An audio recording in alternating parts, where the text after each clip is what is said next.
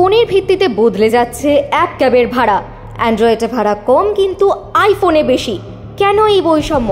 সেই অভিযোগে তোলপাড় হয়েছিল সমাজ মাধ্যম। অভিযোগের ভিত্তিতে জনপ্রিয় অ্যাপ ক্যাব সংস্থা ওলা এবং উবেরকে নোটিশ পাঠিয়েছে কেন্দ্রীয় সরকার।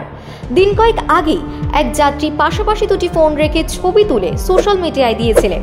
তাতে স্পষ্ট দেখা যাচ্ছিল এক নির্দিষ্ট জায়গা থেকে একই গন্তব্যের জন্য দুটি আলাদা আলাদা কোম্পানির ফোন থেকে অ্যাপ ক্যাব বুক করা হয়েছিল এবং আশ্চর্যজনকভাবে আইফোনে ভাড়া বেশি চাওয়া হয়েছিল। এই ঘটনা থেকেই শুরু হয় বিতর্ক, জোর আলোচনা। তাহলে কি অ্যান্ড্রয়েডের থেকে আইফোন ব্যবহারকারীদের কাছে বেশি টাকা চাইছে অ্যাপ ক্যাব সংস্থাগুলি? ওই সময় এই বিতর্কে ওলা কোনো মন্তব্য করতে রাজি না হলেও উবের জানিয়েছিল দূরত্ব, সময় এবং সেই সময় গাড়ির চাহিদার নিরিখেই ভাড়া নির্ধারিত হয়। কোন ডিভাইস থেকে বুক করা হচ্ছে তা দেখা হয় না। সংস্থাগুলির বিরুদ্ধে এই অভিযোগ ওঠার পরই ক্রেতা সুরক্ষা মন্ত্রী প্রহ্লাদ যোশী সিসিপিএকে সংস্থাগুলির বিরুদ্ধে তদন্তের নির্দেশ দেয়।